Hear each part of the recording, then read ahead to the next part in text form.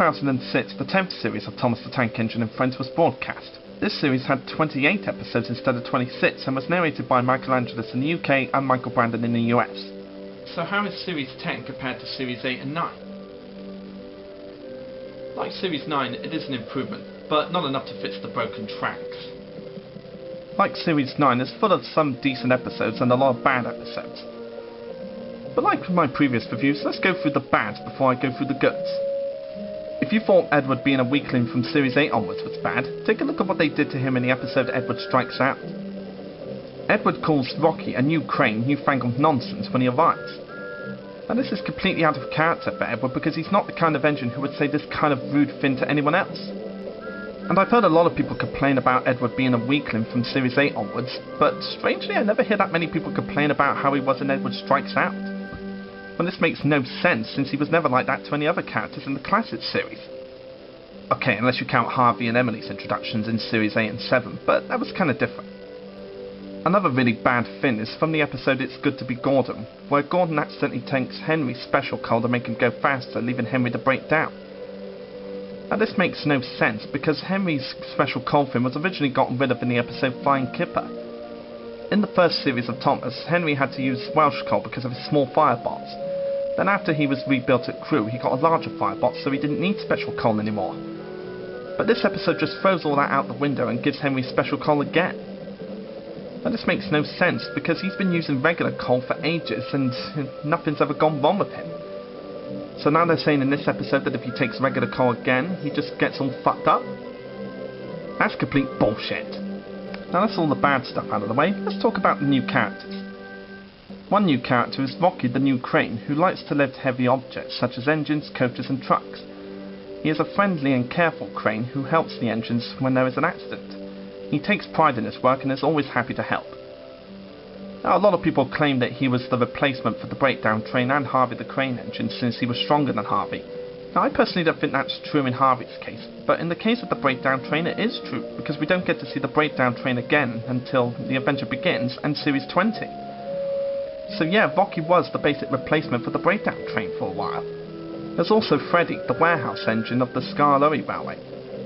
In his youth he was known as Fearless Freddy, and was the daredevil of the hills, known for being fast, fun, and of course fearless. As a result of having worked on the narrow gauge line many years before, Freddy knows the route as well as many hidden tracks, like the back of his buffers, and can use them to his advantage. Although he is now a much older engine, Freddy is still full of boyish charm, has his wits about him, and is always game for a competition. He is chucklesome, will never forget a friend, and is still very much capable of giving the other engines a run for their money. In his introduction episode, he was shown as being known as Fearless Freddy, but still had some fear in him. And this is really just like the whole liar reveal story that we've seen loads of times before. And again, Freddy is an interesting character. It's just a shame that we never got to see him again after Series 12. There's also Jeremy, a jet plane who lives at the Sodor airport. Now he's one of those characters that I'm not completely fond of because he just looks a little too modern for the Thomas universe for me. I don't know if it's just me, but he just looks kind of modern. But all the same, he is quite an interesting character, and it's nice to see another air vehicle besides Howard the Helicopter and Tiger Moth in the show. And like Freddy, it's a huge shame that he never got to be in the show more often. And for me, the highlight character of this series is Rosie, the little purple engine. Well, obviously. As you may have guessed by now, Rosie is one of my favourite characters from the new series of Thomas the Tank Engine. And the episode she was in Series 10 really got some time to develop her personality. She's a friendly, respectful and helpful tank engine who likes Thomas very much. She and Thomas like to have fun, and also like to help each other when they are working. Rosie could be described as a feisty, energetic and free-spirited tomboy who is not afraid of hard work. Her first episode is sort of the fangirl thing where she has a huge liking for Thomas and wants to be just like him.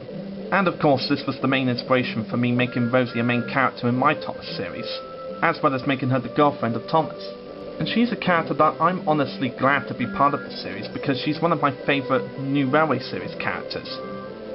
As in Railway series I mean the TV series, not the actual Railway series. The series also brought in the return of Sir Handel, a narrow gauge engine who had been around since Series 4, but then was absent from Series 5 onwards. despite the fact that bringing Sahandel back was a good move for his entertainment, again, he was quite out of character compared to how he was in Series 4, much like all the other narrow gauge engines except for Duncan. I mean, in the original series, he was always this grumpy engine who was quite nice really, but could get grumpy very easily. In this series, he has no grumpy traces about him, just this old engine who starts bumping about every time he does a hard job going up hills.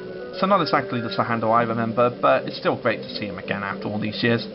And we also get a cool cameo from the Chinese dragon from Thomas Percy and the Dragon.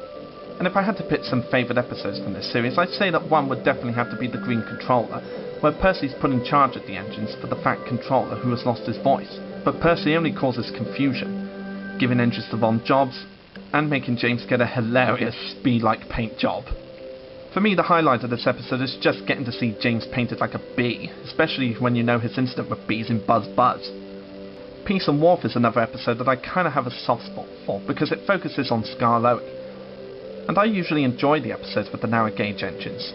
Emily and the Special Coaches is another favourite, because it shows Gordon getting new coaches but Diesel stealing them from Emily. I just find it really hilarious to see Emily chasing Diesel around the island for hours on end. And the ending is quite sweet even for Diesel's character.